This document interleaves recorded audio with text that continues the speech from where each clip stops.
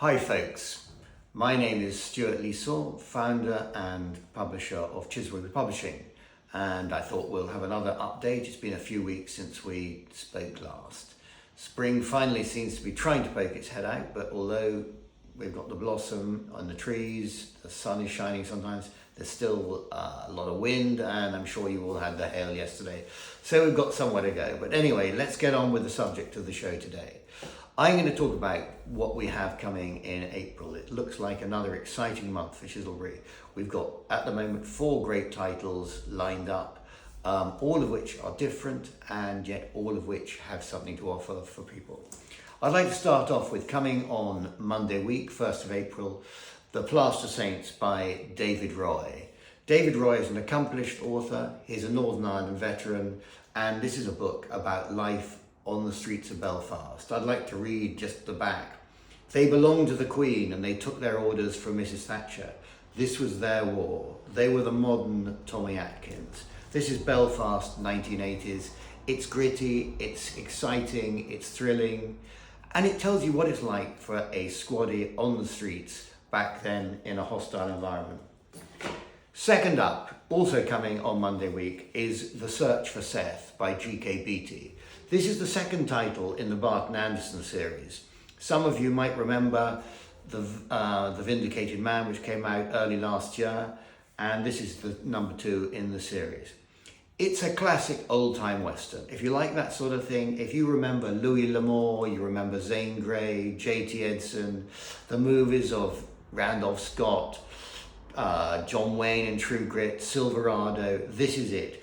It's got good guys, it's got bad guys, it's got horses, it's got the famous Smoke, his wonderful horse, it's got the Henry rifle, it's got gunfights.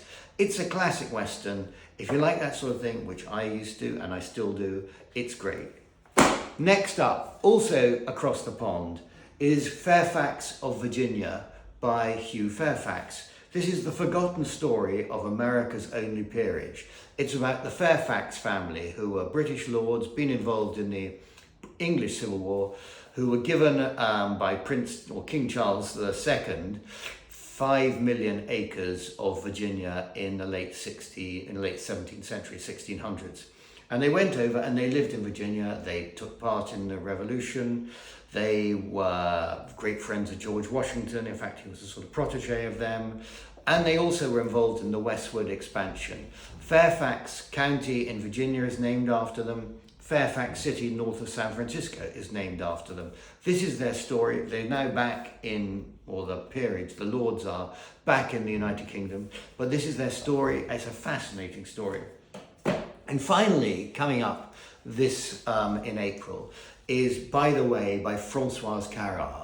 Now, you've probably never heard of François Carrard, but the things that he did in his life have affected virtually everyone on the planet. He was the guy who established the modern International Olympics, working with Juan Antonio Samaranch.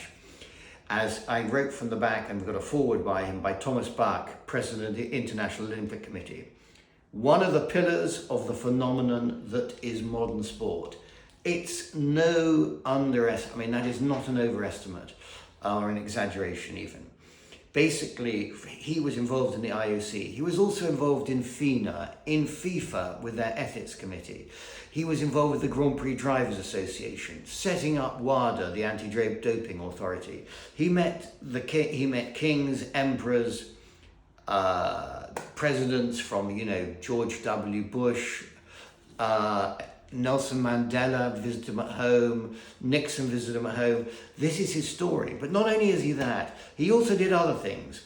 He was chairman of Beau Rivage, which is Switzerland's most luxurious hotel, and, amazingly enough, was chairman of the Montreux Jazz Festival. And he is a great pianist, or was a great pianist himself. And there's a lovely little vignette mentioning with Stevie Wonder in the story when he went to stay at the Beau Rivage. That's coming out at the end of April, and I think it's a great book. So, what happened though to what we announced last month? Those of you who remember, we started off, we had 3 big books that came out on the 1st of March. When Henry VIII Came to Dinner by Paul Rayford, super book. Stephen Mills, Natural Causes, That's also doing well, and probably doing best of all, I have to say, is Close to Paradise by Scott Lee, an Iraq War SAS thriller written by a former SAS officer. It's already got 28 reviews on Amazon, 27 5-star, 24. The 28th is a really nitpicky 4-star, but still worth it. And it really tells it great.